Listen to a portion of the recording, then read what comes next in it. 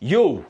What is good? Welcome back to Joshon Point mga pare. So ngayon ang pag-uusapan natin, bakit walang rason makipagkaibigan sa babae? Kaya ready ka na mga pare, hit mo na yung like button, share mo na rin, and let's go!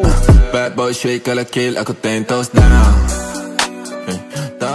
Before natin pag-usapan yun pare, yung tatlong perfumes natin, Seduce, Foreplay, Climax are still available sa mga shops natin. Meron tayong TikTok shop, meron tayong Shopee. Lahat ng link pare nasa description. Hindi kayo magsisisi rito. Sulit na sulit yung pera nyo dito pare. Quality, longevity pare. Panalo ka rito. Alright? Hindi kayo mapapaya. Hindi ko ipapaya yung sarili ko pare. Okay? Sagot ko kayo bro. Okay mga bro, so meron tayong babasahing chat dito galing sa isang tropa natin. So kung meron kayong mga issue pare na gusto ninyong pag-usapan natin, chat nyo ako sa Facebook. Okay, doon tayo nagbabasa because mas maayos doon kumpara sa ibang social media. Mas nababasa ko ng maayos doon. Lahat ng information pare confidential. Okay, so safe ang mga chats ninyo. Bro Josh, magandang gabi. Since Nyepla Days ni Dudut, naka-follow na ako sa'yo. Okay, Nyepla Days. Ito yung kakapasok pa lang ata ni Dudut sa Timpayaman na ito. Tanong ko lang, ano ang ma-advise mo sa akin dito sa sitwasyon ko now? Sobrang mahal ko na. May nakilala akong babae which is ang bilis ko na attach kasi inabot kami ng madaling araw sa pag-uusap tapos puro deep talks. Minsan, umiiyak pa siya. Madaling na-attach pare para sa akin is isa sa mga pinakamaling pwedeng magawa mo bilang lalaki, ang mabilis ma-attach. Lalo-lalo na sa mga babae because by default, talagang mabilis tayong ma-attach sa babae. Pero, yung attachment mo na ba yun, merong basihan para ma-attach ka or nagpapadala ka lang sa emosyon mo. Again, pag gumamit ka na ng feelings umpisa pa lang ng interaction mo sa babae, yari ka na. Diba? Parang ano yan, kumunoy pare. Kumunoy, quicksand. Na unti-unti kang lulubog niyan bro. Ayan, isa pa sa mga signs, Ang babae pare lalo na, pag gusto ka niyan, pa-demure nga yan sa inyo. Okay? You have to know yung nature ng babae. Pa-demure yan sa'yo. Pag gusto ka niyan, hindi mahirap kang makita yung mga flaws niyan. Minsan, saka na, pagkatapos mong mabembang yung babae, saka yan magiging komportable sa'yo. Pero the fact na umiiyak na siya sa'yo, nang wala pa kayong masyadong malalim na pinagsamahan, nagsishare lang siya ng kwento, umiiyak na sa'yo, sabi mo. Malakas ang kutob ko na friend zone lang ang tingin niyan sa'yo, pare. Okay? Hindi niya kailangan magpaka-demure sa'yo because wala siyang intimacy na nararamdaman sa'yo. So, take note of that, pare. Kasi madaming lalaki, chat sa akin ng ganyan, boss, umiyak nga to sa akin nung nag-share ng kwento niya about sa family niya. Okay, gusto mo ba yung babae? Oo. Mukhang hindi ka gusto niyan pabalik. 3 years na siyang single.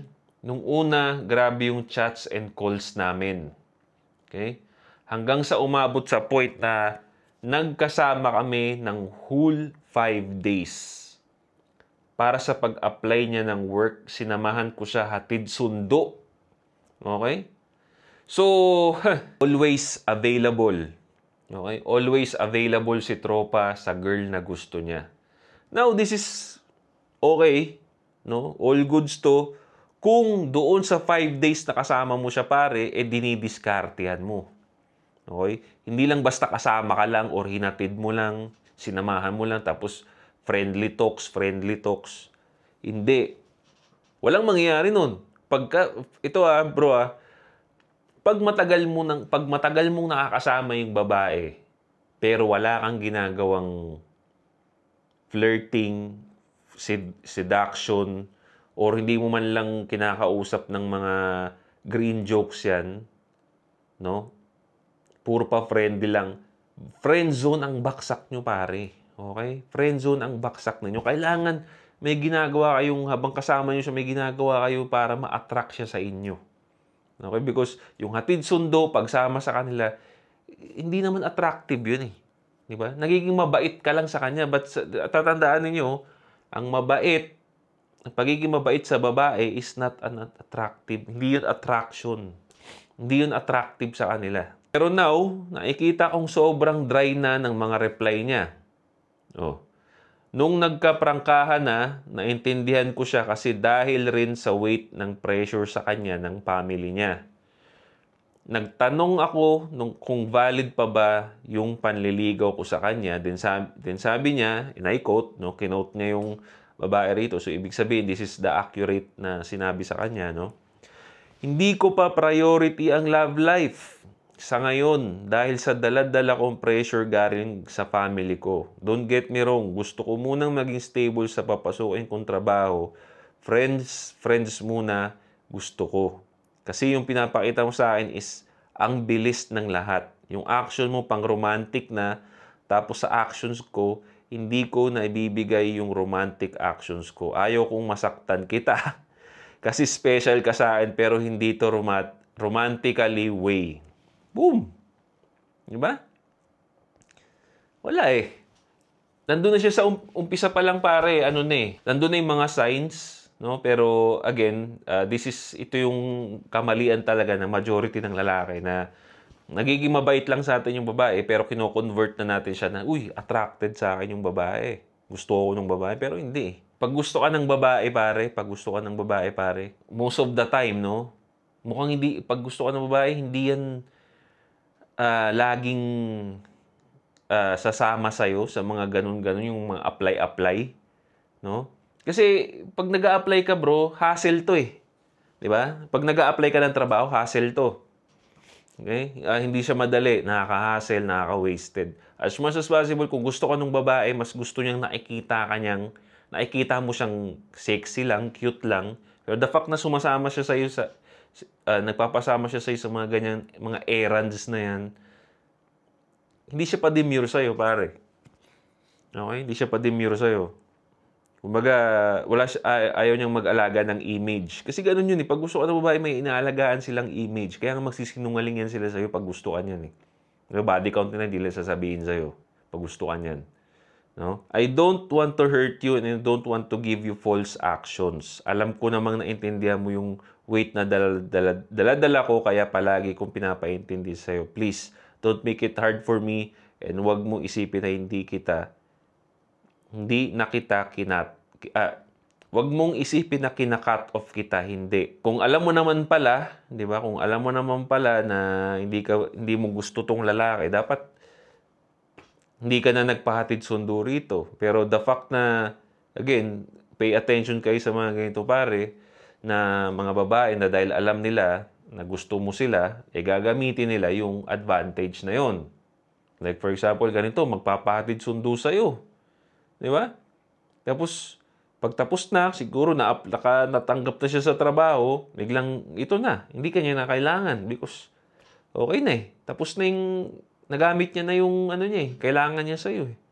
Di ba? Ang point ko is, I don't want a lover just for now. As of now, I just want real friends like you. Just take it slow kasi hindi ko pa kinakaya. Ang bilis masyado. Ano mo? Ang bilis masyado pag galing sa lalaking hindi nila gusto. Pero the fact na pagka gusto nila yung lalaki, kaya ngang one night stand yung mga yan, di ba? Kayang maging pasaway niyan sa parents basta gusto nila yung lalaki. Hindi nila rason yung mga, teka, kasi meron akong duty sa family ko. Hindi. Di ba? Hindi. Excuses na lang yun, bro. Yan ang sabi niya, bro. Hindi ko alam kung paano magre-react dito. Is it okay na intindihin at hintayin ko siya until ready na siya? Or is it okay na intindihan ko lang at hayaan ko na lang? Ano sa tingin mo, bro? Sana ma-help mo ako, mabigyan mo ako ng advice. Okay? Ano ba ang mga maling ginawa niya dito? Okay?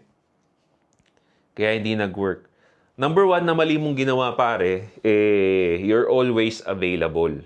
Okay? Tatandaan nyo, ang isang lalaking available sa babae is galaw ng friend.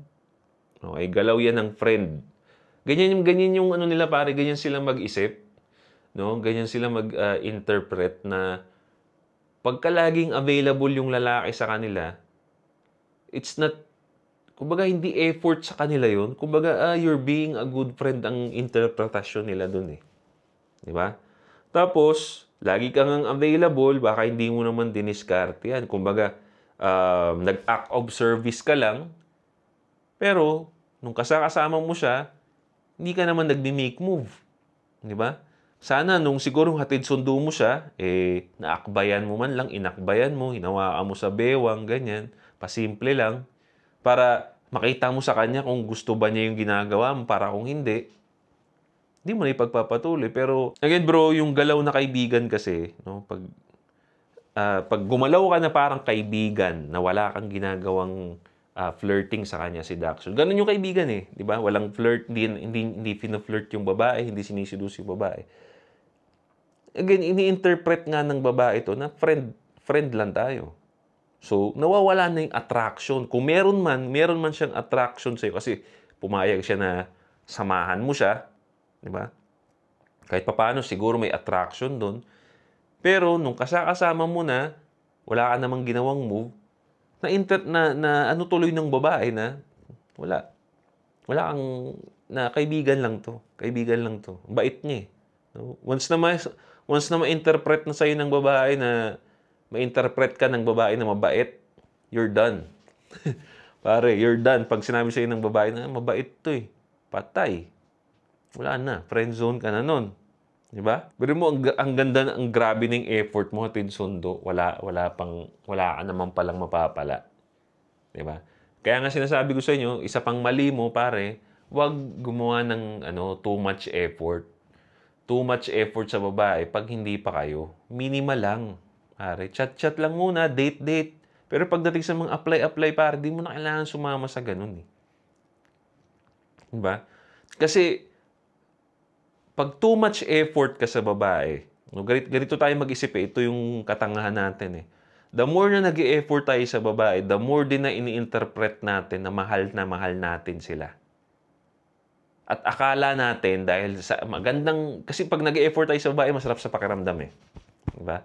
Pag nag-e-effort tayo sa babae, masarap sa pakiramdam. So parang nagbibigay tuloy siya ng illusion sa mga isip natin na gusto rin tayo ng babae. Kaya tuloy-tuloy tayo nag-e-effort sa kanila.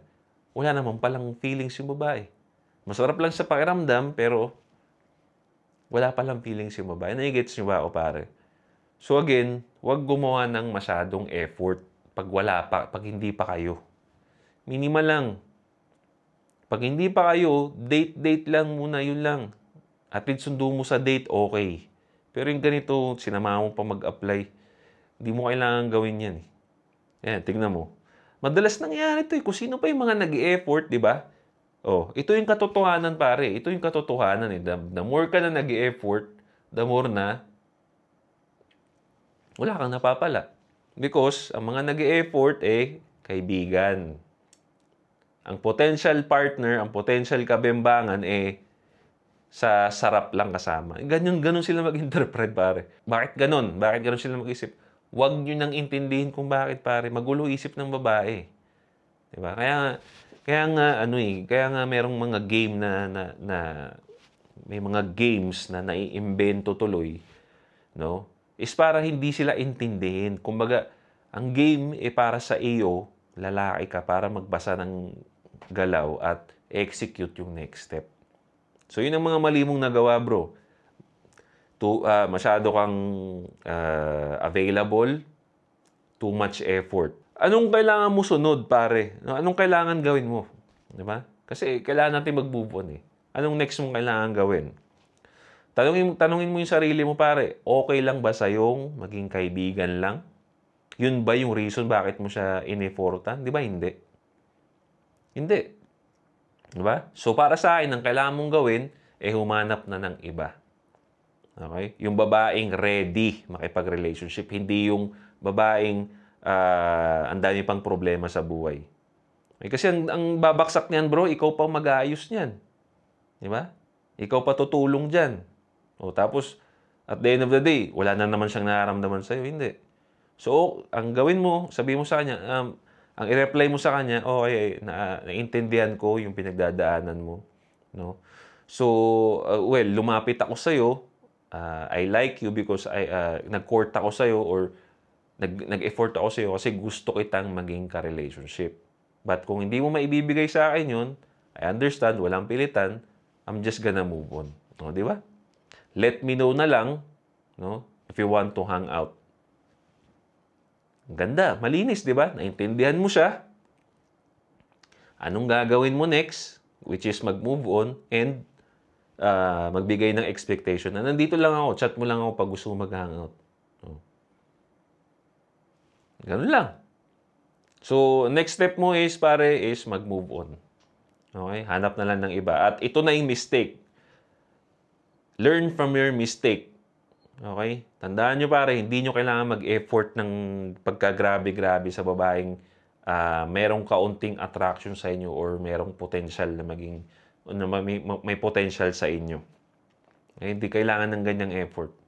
Actually, mahihiya pa yung babae. Yung gusto kong babae, mahihiya yun. Okay, mahihiya yun sa inyo na parang, teka, talaga ba sasama mo? Wag na, kaya.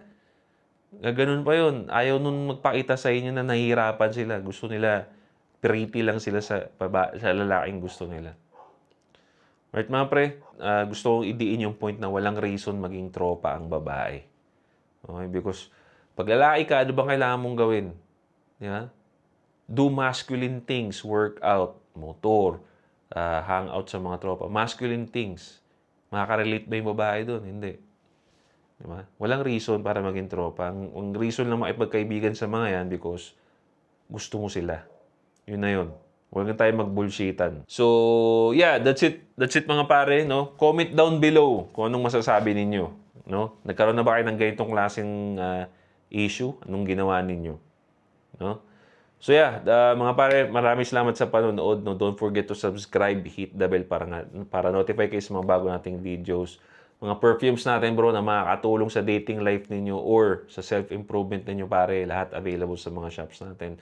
Once again, this is Josh on Point. See you next time. Boom.